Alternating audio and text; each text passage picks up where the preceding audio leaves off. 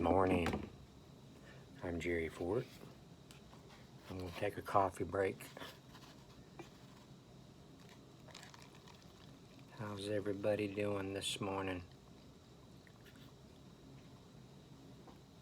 I wanted to tell you just a random stories about some insects that I've come across in my lifetime.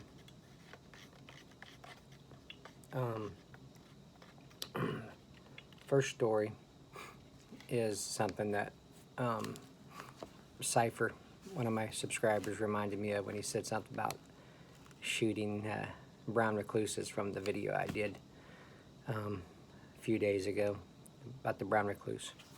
I don't think I've ever told this story before, just in random on a review or something, but some years ago I used to work at this apartment complex, and a police officer lived there, and he gave me a little black can of mace, or pepper spray, I think it was, actually. And it was just it didn't have a whole lot in it. He just gave it to me because I told him there was some dogs around here that was giving me some trouble, you know, chasing possums around and stuff. And he said something about that, you know, one of those could come after you. You might want to carry this with you or something. I said, okay, well, I'll think about it. I don't know where I'm going to put it. So this is back when I had my little blue Mazda truck. After he walked away, I kind of tossed it in the back of the bed of my truck. And I was going to get it later, you know, but I'd forgotten about it. It just sat back there and sat back there and sat back there. And Oklahoma is got a real bad mosquito problem. Okay, I mean, they are thick. In the deep spring and summer times, man, they are just ridiculous. I mean, you gotta, if you're gonna be outside, you gotta spray something on you, some DEET or something, some kind of insect repellent. Otherwise, they'll eat you up. They're just bad. So I was trying to do some work around my truck or on my truck. I can't remember exactly what it was. I was by myself that day. There wasn't anybody home. But them dadgum mosquitoes were driving me crazy. So, man, they just put me over the edge, you know. And I got that pepper spray in the back of my truck.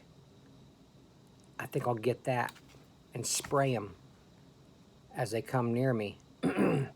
I thought that was a really good idea. So I grabbed the pepper spray out. There was a little breeze in the air, okay? So psst, psst, psst. The breeze blew it back in my face. And when it did that, you know, just with normal breathing, I was like,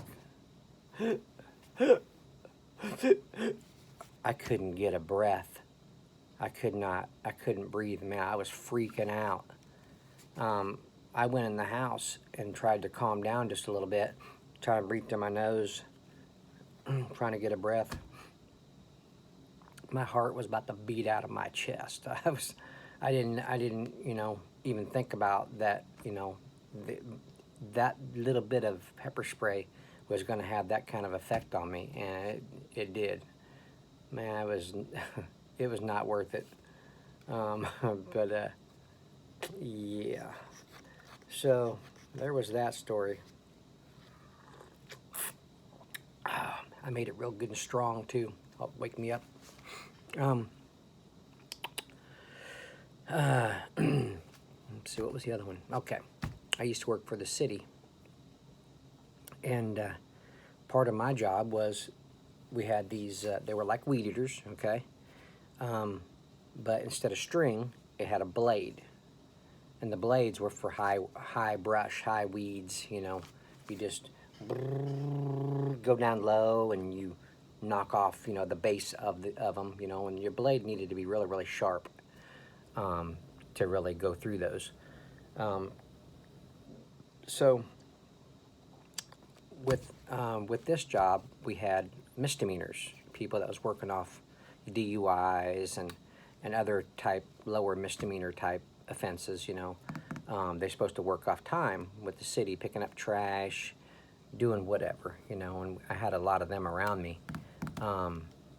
They had weed whackers. You know, had a small pole, has a blade on it. You go like this, go down, and you whack off the weeds. So they were, you know, nearby, but I was in the high weeds, you know, cutting down the brush and weeds and stuff. And I had, you know, the poison ivy, poison oak, sumac, all that crap. It was very thick, you know, where we always worked, because I was outside all the time. So I wore a long sleeve shirt. I had my sunglasses on that day. This before I had regular glasses. Had gloves on, boots. So I'm going along, okay? All of a sudden, man, I get, you know, there's like beep, beep, beep, beep, beep, beep, little yellow jackets attacking me. I mean, just like swarming me, going up underneath my glasses. And I was like, I was going around in circles, you know. With this weed eater with this blade on it, man. Because I was like, you know, going out of control. They were all over me, and I was taking my glasses off, my hat, taking my shirt off, and I was like, I was telling these guys to run, run. I said bees at the time. I didn't think about saying yellow jackets. Not that they would have known the difference, but I was like, bees, run. And they had this old codger with the cowboy hat on. He had his cowboy hat off. And he was just doing this at him, and he wasn't running. He's probably too old to run. Back then I was 19 years old, so I was running. Yeah. So I took off that weed eater and my shirt, gloves, hat, glasses, and I started running. Man, them things were chasing me. They ran after me for a while, and I was running down, you know, there's a ditch ravine not too far from where I was, and I'd run so far, I just started walking after I knew that they were gone. And my boss came up beside me in the pickup. He says, "Jerry, where are you going?" I said, "Man, I just got stung all over my face, my hands. Yellow jackets were coming up out of the ground. I mean, they were just all over me." And he says, "Yeah, your face is starting to swell up." By the time I got home, I looked like the Lion Man. My face was just all, or even the Elephant Man. My face was all swole up. I didn't want to go out into public. I looked like a freak of nature after they got done with me. So, I ended up having to go to the doctor get some kind of, what was it? Some kind of medicine for the swelling. But, yeah, he drove me back to the truck and, made sure I got back to the main office to get my vehicle and go home. But yeah, they tore me up. That was a bad experience. I have a lot of respect for those yellow jackets now, but still, they all must die. Ran into some of them, a small little hole of them in my yard, the yard of the house I'm moving into, and man, I was drowning them and shooting poison down inside there. I had to make them things move because, you know, mowing out there, they were after Jeremy and my wife when they was on the rider, and had to do something about it. What else?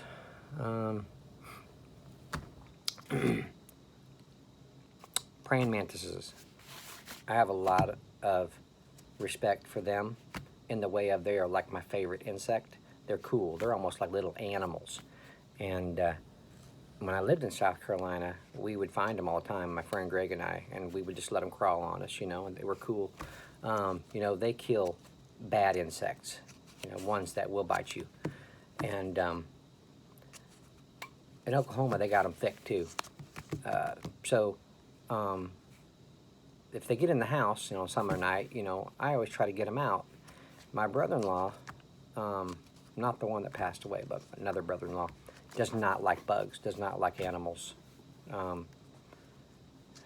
So this was many years ago. So one got in the house, and we had this big entertainment center, and it had my stereo on it and all this other kind of components. And he happened to be over, and he came over when I was trying to catch it. And he said, "What are you doing, Jerry?" I said, "Oh, I'm trying to get this praying mantis and put him back outside." He says, "Oh, okay. Here, let me see if I can help you." So he grabs a Kleenex. Okay, he's like, he sees it, and he grabs it with the Kleenex, and he goes, "Here you go." Hands it to me. Here's this poor little praying mantis all wadded up in this Kleenex. I took him outside, laid him down on the ground. He come out. He was still alive, poor little guy. he was trying to walk, but he looked bad. Yeah, I was pretty irritated that day, but for him doing that. And I didn't think he was going to do that. I didn't know he was going to do that. Otherwise, I would have said, "No, you sit down. I'll take care of this." You know. So, I've gone over my time. I'm going to stop there. If I think of any more, I'll do a second segment of this. But hope you all enjoyed my insect stories. Y'all have a good Friday, and we'll see you on the next one.